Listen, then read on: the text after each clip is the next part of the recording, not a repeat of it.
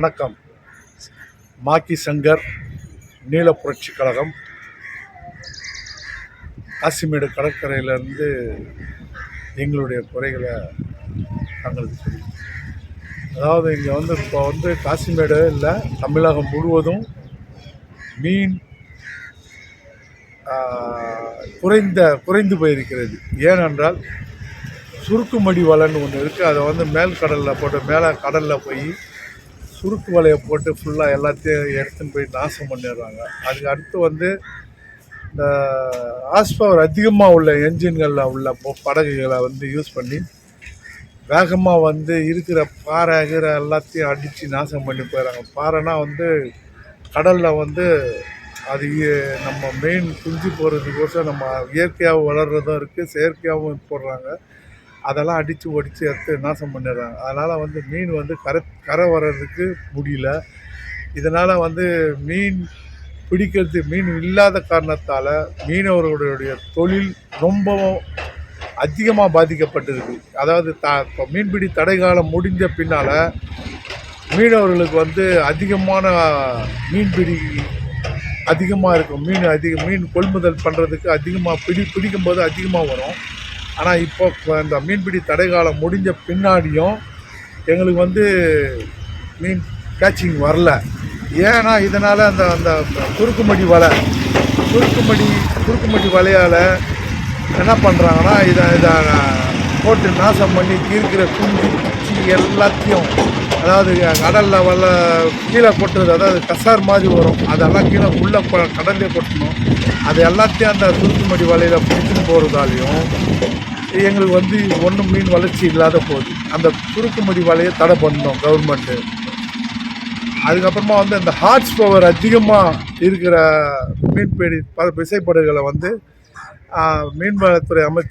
மீன்வளத்துறை அதிகாரிகள் ஆய்வு செய்து ஹார்ஸ் பவர் அதிகமாக இருக்கிறத தடை பண்ணி, எப்படி எல்லா மாவட்டத்துலேயும் இருக்குதோ அதே மாதிரி ஹார்ஸ் பவரோட அந்த தொழிலுக்கு ஏற்ற மாதிரி இருக்கணும். அதுக்கு மீன்வளத்துறை அதிகாரிகள் உதவியாக இருந்து மீனவர்களுக்கு உதவியாக இருந்து காப்பாற்றணும். 2, அதுக்கடுத்து சுனாமியில் பாதிக்கப்பட்ட மக்களுக்கு அரசு மூலமாக வழங்கப்படுற அந்த குடியிருப்புகளை இடைத்தரகர்கள் மூலமாக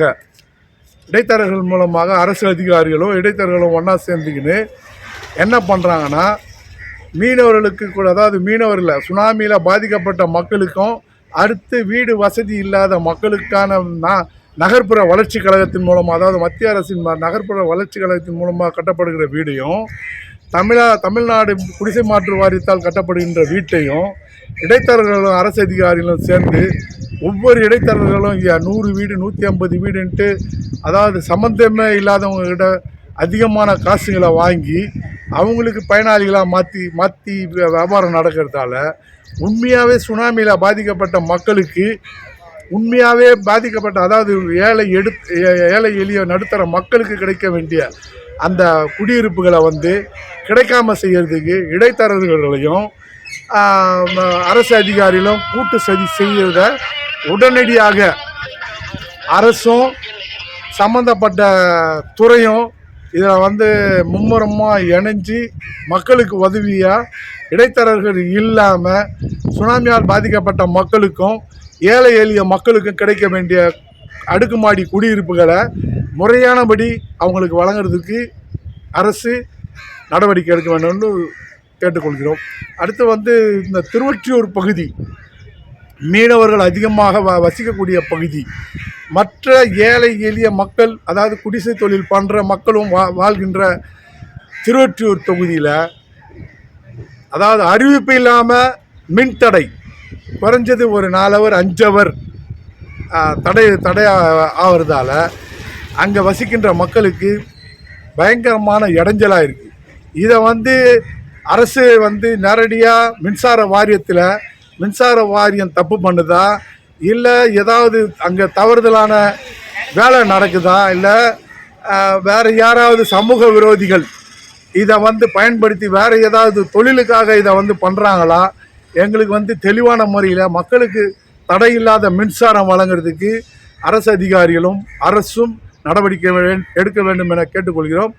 ஆகவே இது சம்பந்தமாக அரசு உடனடியாக தலையிட்டு இந்த 3 கோரிக்கைகளுக்கு அரசு உடனடியாக தலையிட்டு அரசு அதிகாரிகளை வேலை வாங்கும்படி அன்போடு நீல புரட்சி கழகத்தின் சார்பாக மாக்கி சங்கர் கேட்டுக்கொள்கிறேன். ஆனால் ஒரே ஒரு கேள்வினா, இப்போ அந்த பாறைகள் உடையுது, அந்த பாறைகள் நடுவில் தான் அந்த மீன்கள் வந்து குஞ்சு பொரிக்குதுன்னு சொல்லியிருக்கீங்க. இந்த பாறைகள் உடைவதற்கான முக்கிய காரணம் என்னென்ன? அதாவது அதை தான் சொல்கிறாங்க, பாறைன்றது இந்த சாதாரணமாக மலை அந்த குன்று மாதிரி அதெல்லாம் இல்லை. கடலில் வந்து இயற்கையாகவே வந்து பாறை அது வளரும். அது வந்து அந்த இடத்துல வந்து இறால், மீன், மற்ற நண்டு இதெல்லாம் வந்து முட்டை போட்டு குஞ்சு பொரிக்கிற இடம். அந்த இடத்த வந்து இயற்கையாக வளர்ந்ததை சிலது அழிஞ்சு போன காரணத்தால் அரசு இதை தலையிட்டு செயற்கை பாறையும் வந்து உள்ளே போட்டாங்க. இதெல்லாம் வந்து ஹார்ஸ் பவர் அதிகமாக உள்ள விசைப்படகுகள் வந்து என்ன எதுவுமே தெரியாமல் இருக்கிற ஸ்பீடில் போய்ட்டு அடித்து ஒடிச்சு நாசம் பண்ணுறாங்க. அதனால் மீன்வளத்துறையை சேர்ந்த அதிகாரிகள் விசைப்படகுகளோட உள்ளே இருக்க ஹார்ஸ் பவர் எல்லா மாவட்டத்திலையும் உள்ள அதான் அரசு அனுமதித்த ஹார்ஸ் பவரில் உள்ளனவா இல்லையா என்று சோதனை செய்து ஹார்ஸ் பவர் அதிகமாக இருக்கிற விசைப்படகுகளுக்கு தடை வழங்கும்படி கேட்டுக்கொள்கிறோம். ஓகே. ஆனால் கடைசியாக ஒரே ஒரு கேள்வி, திருத்தூர் தொகுதியில் பார்த்தீங்கன்னா அந்த மின்சார தடை தொடர்ந்து போயிட்டு இருக்குன்றீங்க. இது சம்மந்தமாக அதிகாரிகள் ஏதாவது சந்திச்சா அந்த மக்கள் வந்து மனு கொடுத்தாங்களா, இல்லை எம்எல்ஏவை சந்தித்து ஏதாவது பார்த்தாங்களா, செஞ்சாங்களா? இது வந்து மக்கள் ஏற்கனவே அடிக்கடிக்கு வந்து போராட்டம் மூலமாக, அதாவது சாலை மறியலும் பண்ணியிருக்காங்க. மற்ற அதாவது எல்லா பத்திரிகை துறையும் வந்து இதில் வந்து முன் வந்து மக்களுக்கு என்ன செய்யணுமோ அதுக்கான வேலையை அவங்க பத்திரிகையில் வந்து வெளியிட்டாங்க.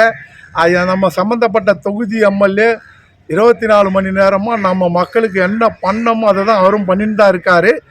அது இல்லாத இது வந்து அதாவது முதல்ல சொன்னேன் பாருங்க, அதாவது இந்த மின்சார தடையை உருவாக்குறது அரசு அதிகாரிகளா இல்லை இதை பயன்படுத்தி வேற தொழில்கள் செய்வதற்காக சமூக விரோதிகளால் தடைபடுகிறதா என்பதை இந்த அரசும் அரசு அதிகாரிகளும் உடனடியாக தலையிட்டு பார்க்க வேண்டும் என அன்போடு கேட்டுக்கொள்கிறேன். பேர் பொறுப்பு சொல்லிடுங்க. மாக்கி சங்கர், நீல புரட்சி கழகம்.